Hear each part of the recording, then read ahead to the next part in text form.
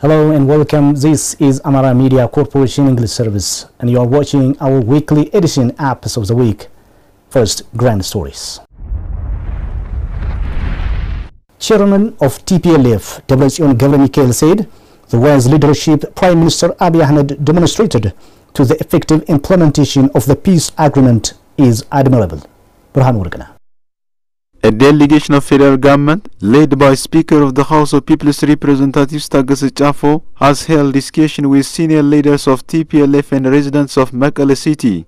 Upon arrival at Alula Banaga Airport in Mekelle, the delegation, which is composed of ministers, heads of service providing institutions, commissioners of national dialogue, has received a warm welcome. During the occasion, a Speaker of the House, Tagassi Chafo, said the aim of the delegation is to consolidate the peace efforts and share ideas and feelings of each other.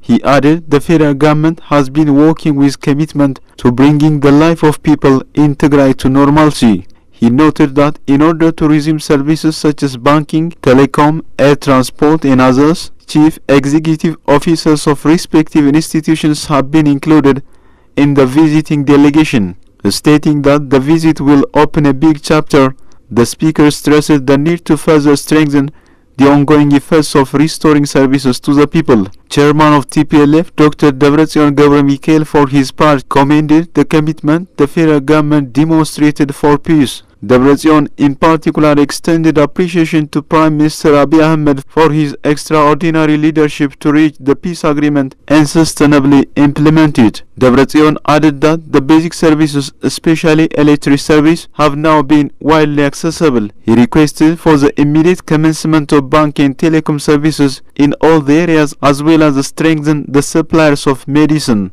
Debretsion underlined they have to realize the desire of the people of Tigray for peace in unison and with honesty. He added that the discussion conducted by coming together for the first time with a view to maintaining the peace agreement will lay foundation. Today is historic day, Debretsion said. He stressed the need to fully implement the peace agreement. Debretsion further mentioned that the people of Tigray had discussed on the peace agreement, noting that the people is demanding for the implementation of the agreement with a strengthened manner. Appreciating the supplies of humanitarian aid being delivered in Tigray, Debretsion said shortage of medicine should be resolved. Deputy Prime Minister and Foreign Minister AMECO praised Ethiopian ambassadors and diplomats for preserving Ethiopia's interests, living up to Ethiopians' aspirations and the country's rich heritage.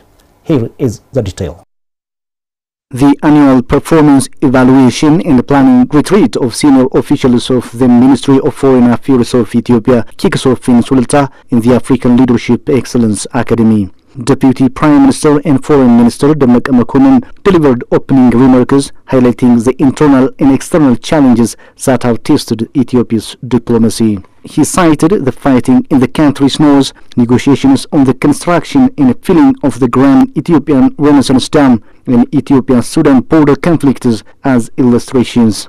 AMECO said the country has passed through various internal and external pressures over the past 2 years, noting that those pressures were averted due to the coordinated efforts of the diplomats abroad in Ethiopian diaspora. Because many issues do not receive definitive resolution in the diplomatic arena and because world geopolitics is unpredictable, he said Ethiopian diplomats should operate proactively and in accordance with the ministry's re-engagement strategy objectives. Diplomats should work to strengthen Ethiopia's diplomatic capabilities in the dynamic geopolitics of the globe, AMECO added. He underlined Ethiopian diplomats are expected to exert more efforts in the dynamic geopolitics of the globe with a view to excel the diplomatic capabilities of the country. He emphasized that diplomats need to exert maximum efforts to defend Ethiopia's interest in various stages.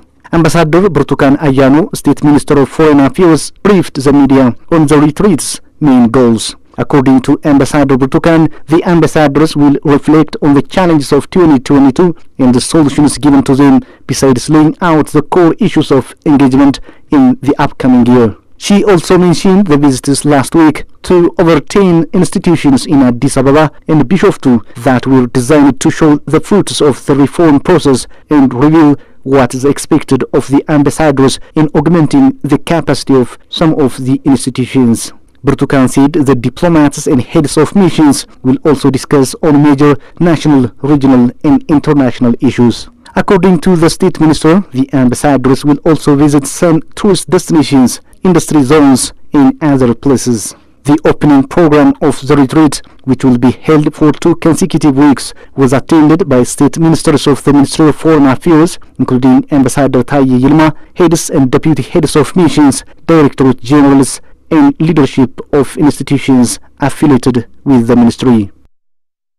African Union Commission Commissioner for Political Affairs, Peace and Security, Bankole Adoye, said that the Pretoria peace deal to end the 2-year-old conflict in northern Ethiopia is a model for Africa. Abdul Burhani. According to Ministry of Foreign Affairs, Deputy Prime Minister and Foreign Minister AMECO met with African Union Commission Commissioner Adoye at his office on December 28. During the discussion, AMECO stated that the peace agreement signed in Pretoria, South Africa between the Ethiopian government and the TPLF is a clear indication that the continent's principle of solving its own problem is yielding results. According to him, conditions are improving as a result of the Pretoria Peace Agreement in terms of humanitarian aid and the restoration of basic services in conflict-affected areas. He stated that the Ethiopian government is fully committed to carrying out the Pretoria Peace Agreement. African Union Commission Commissioner for Political Affairs, Peace and Security, Bankole Adoye, said on his part that the Pretoria Peace Deal is a model for Africa. He disclosed that the peace agreement sets a good example for other African Union member countries and will be presented as an experience at the next African Union Summit in Addis Ababa. The Commissioner praised the practical work done in restoring access to humanitarian aid and basic services to conflict-affected areas following the peace agreement. He finally lauded the government of Ethiopia for its unwavering support for the African Union since its inception. Japan's ambassador to Ethiopia, Ito Takaku, said that the official visit of members of the House of People's Representatives and government officials to Mekelle, the regional capital of Tigray, is an important step towards peace in Ethiopia. Take a look at it. Recall that a delegation led by Speaker of the House of People's Representatives, Taggese Chafo, comprising ministers, heads of service providing institutions, and National Dialogue Commissioners, held a day-long visit to Mekelle City on December 26. Japan's ambassador to Ethiopia, Ito Takaku, said the visit is an important step towards peace in Ethiopia. And we're very encouraged that after the Pretoria Agreement, there are also negotiations held in Nairobi, Kenya twice for those commandants of both sides. Now today we understand that the House of the People's Representative Speaker, together with some members of National Dialogue Commission, are visiting Mekelle to observe the situation there. And I think this is another step towards the implementation of the agreement. She stated that the government of Japan supports the steps taken by the Ethiopian government towards peace. The government of Japan therefore takes it as an important step towards peace and stability in this country. Ethiopia is very important not only for itself but for the Horn of Africa as well, Ambassador Takaku said, adding that Japan will support the Ethiopian government's effort in the National Dialogue Commission. Well, Ethiopia is very crucial country in Africa, not only because it has the second largest population in the entire Africa, but also very, very strategic position in East Africa. And when we look into the stability of the region, I think Ethiopia has a crucial significance. And also in terms of the future development of economic cooperation, Ethiopia is very, very having a high potential for business cooperation. Therefore, we are looking for the stability of Ethiopia in the region as well, she said. Besides humanitarian assistance for northern Ethiopia, Japan would like to strengthen development and cooperation with Ethiopia. We are supporting those efforts by the Ethiopian people towards the peace, and we are thinking in what way we can help the people. We have already started this assistance for the National Dialogue Commission, and as well as our support for the humanitarian situation in the northern Ethiopia.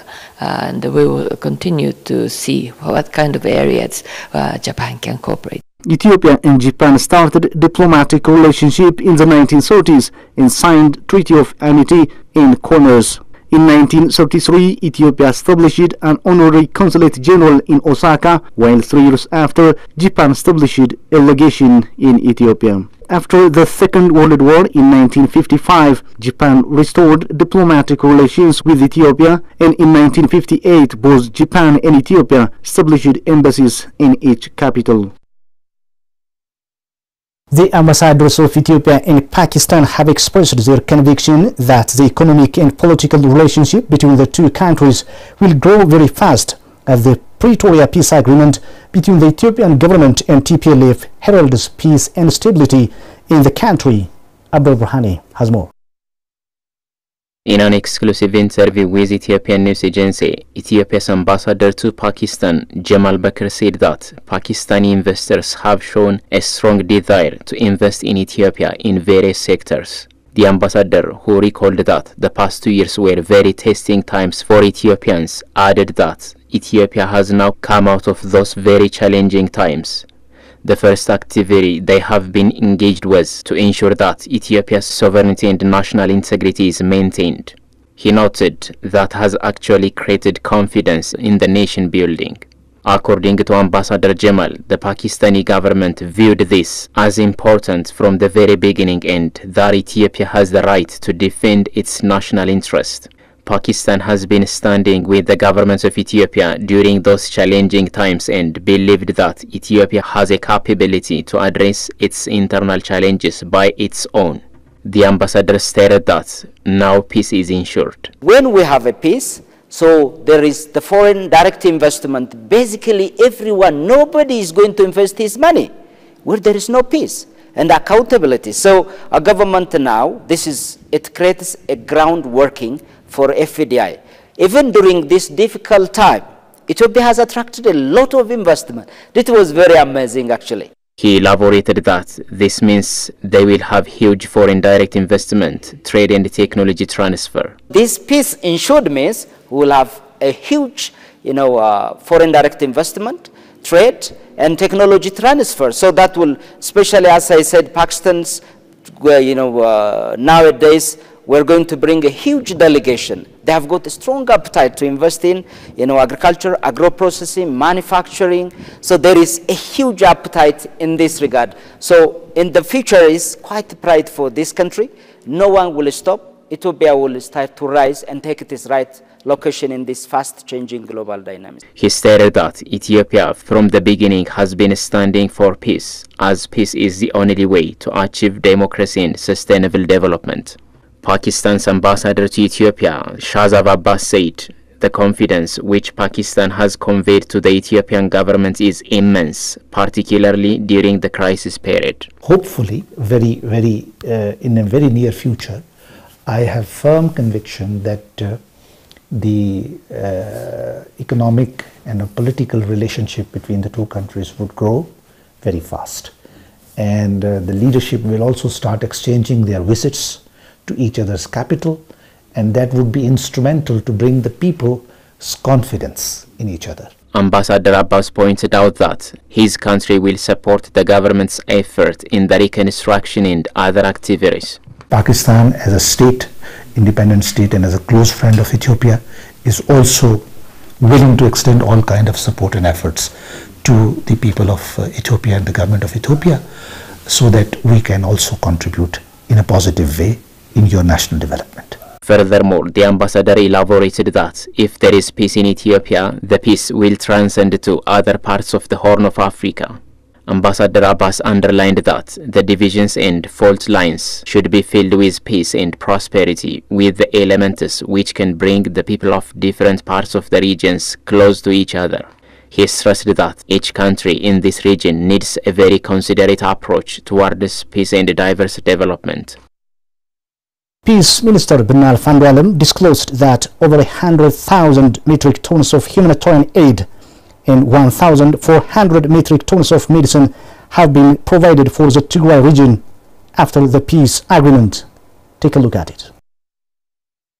Binalf, who is also a Northern Ethiopian humanitarian support and a rehabilitation coordination head, told Ethiopian news agency that the federal government has been supplying unfettered humanitarian aid after the peace agreement. He pointed out that basic commodities needed for humanitarian aid are being supplied through all the humanitarian corridors of Kobo, Gondor, and Afar Abala without any restriction. According to the minister, after the peace agreement, more than 100,000 metric tons of emergency food was transported to Tigray region and delivered to citizens. He added that the government has demonstrated its determination to implement the peace agreement by providing humanitarian support in cooperation with partners. Binalf stated, in addition to humanitarian aid, 1,400 metric tons of medicine and 10,000 metric tons of non-food items have been provided. The minister noted that the government has not only provided humanitarian aid in war-affected areas, but it has also achieved tangible results in the implementation of basic services restoration and reconstruction work. He particularly mentioned that the government of Ethiopia is rebuilding damaged institutions in Tigray region and starting interrupted services. In this regard, Binalf stated electricity, telecom, banking, and road infrastructures and service facilities such as hospitals have started providing services. The minister added that some 43 out of 55 towns have already received electricity and the rest will receive soon. Recalling the resumption of air transport from Addis Ababa to Mekelle, Binalf also stated that maintenance works of Shire Airport will be completed soon and regular services will resume. 8 slow-net telecom services are being provided in all areas, including Mekelle, the capital of Tigray region. Ethio Telecom Chief Executive Officer Freho Tamru said on December 28 that telecom services have resumed in Mekelle city as promised by the government. Abba Burhani tells us more. Briefing journalists on December 28, the Chief Executive Officer explained the activities carried out by the company so far. As promised by the government to restore basic services, telecom services that were interrupted in Mekelle city have started. She added that the telecom infrastructures which were damaged in the war have been repaired through extended efforts. According to the Chief Executive Officer, 981 kilometers of fiber has been repaired and 27 cities in Tigray region have received telecom service. As a result, 61 bank branches have started services in different cities, adding that telecom services have also resumed in Mekelle city on December 28. She noted that the telecom services that started are mainly voice, revealing that activities have been underway to make service shops and other services will begin operation in the future. Frehewet also said that the company is working to extend the service life of SIM cards that have expired in Mekelle city due to being out of service for a long time. Recall that the federal government has been providing intensive humanitarian support and resuming telecom, electricity, banking, airport and other services. Norway has praised Ethiopia for its impressive achievement in Green Legacy Initiative and affirmed its commitment to supporting the initiative. Abba Burhani has more. Recall that Prime Minister Abiy Ahmed was awarded the Outstanding African Leadership Award in recognition of the Green Legacy Initiative this month. As the global community continues to be confronted with the adverse effects of climate change, Ethiopia chose to undertake bold and practical solutions to address the issue. In an exclusive interview with Ethiopian news agency, Norway's ambassador to Ethiopia, Stian Christensen, said, "It is important to strongly recognize Ethiopia's commitment to protect the climate and environment over many years," citing that Ethiopia plays an important role as the water tower, not just for its country, but for the region. The ambassador added that the Green Legacy initiative by the Prime Minister is one of the many impressive efforts. Ethiopia plays an important role as a water tower, not just for its own country, but for the region. And you recognize that. The Prime Minister has recognized that. His Green Legacy initiative is one such impressive effort of many. So the starting point is that Ethiopia itself is doing impressive work and has done for many, many years. 4 years into the implementation of the Green Legacy initiative, Ethiopia mobilized 25 million Ethiopians across the nation to plant 25 billion seedlings, equivalent to 250 seedlings per Ethiopian. Ambassador Christensen further noted that the starting point is that Ethiopia itself is doing impressive work that has been done for many years. He said that globally, Norway has been trying to support countries in preserving their environment, particularly forests, for example. Norway globally has been trying to support countries in preserving their environment, in preserving particularly, let's say, forests, for example. And so we are working closely with the Ethiopian government, the Ministry of Planning, Ministry of Agriculture, Ministry of Finance, with the Prime Minister's office in support of their work in preserving your environment, in preserving your forests, and enabling agriculture without it jeopardizing Ethiopia's position as a water tower. Stressing that Ethiopia's move in green initiative is rewarding, he said that Norway's support is just complementary to the nation's impressive efforts in the area. This is actually, let's say, the area where I've found the most rewarding, simply because you, Ethiopia, are so professional in this area, and I find that our modest support is very complementary to your own Ethiopian efforts. In his acceptance statement for the Outstanding African Leadership Award, Prime Minister Abiy Ahmed said that the initiative is Ethiopia's significant contribution to the global climate change mitigation efforts. Irwad learned, building on this success, the country plans to restore additional 22 million hectares of degraded land by 2030. Tourists said that Bahar Dar city and its surrounding is ideal for sports tourism like cycling. Adler Ethiopia Tour is trying to revive cycling and grow it into the tourism industry. Take a look at the details.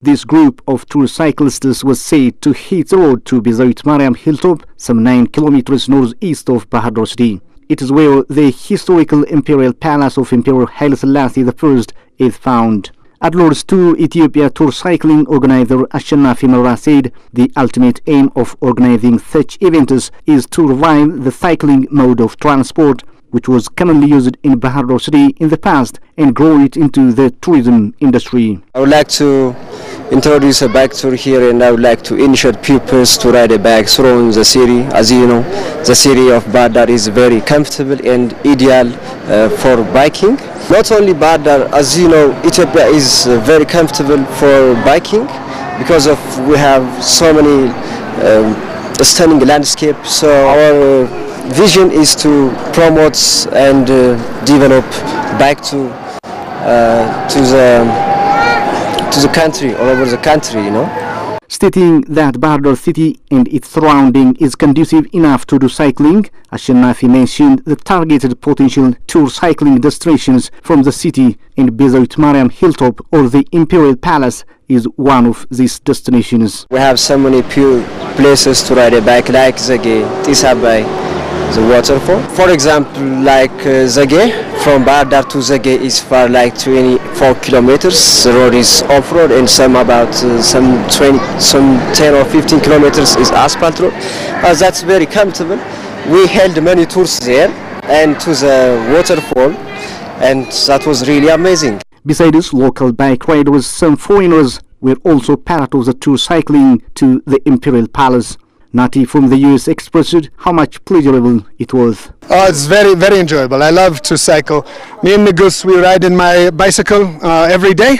Yeah, and today riding all the way across the bridge and up the hill to see the beautiful view from the Beit Mengistu is gorgeous. Yeah, I mean cycling in general is a very good place. You know, me, I don't ride Bajaj. I do not take line taxi. I do not take car.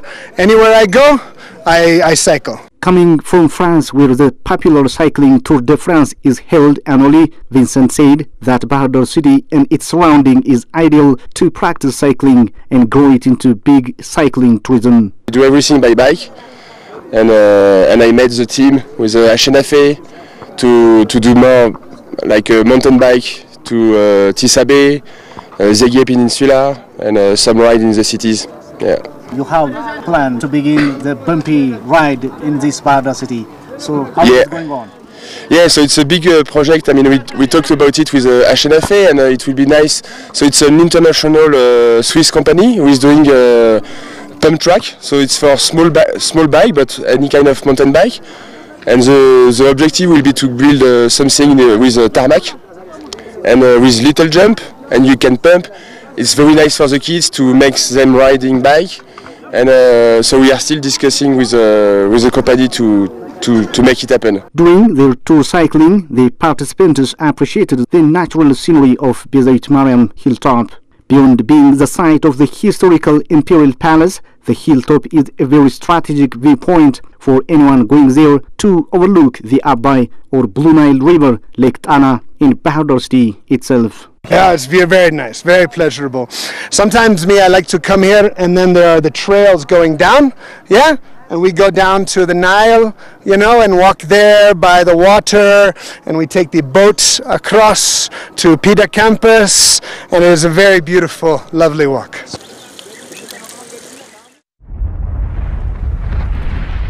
Well, viewers, this is Amhara Media Corporation English Service, and you have been watching our grand stories.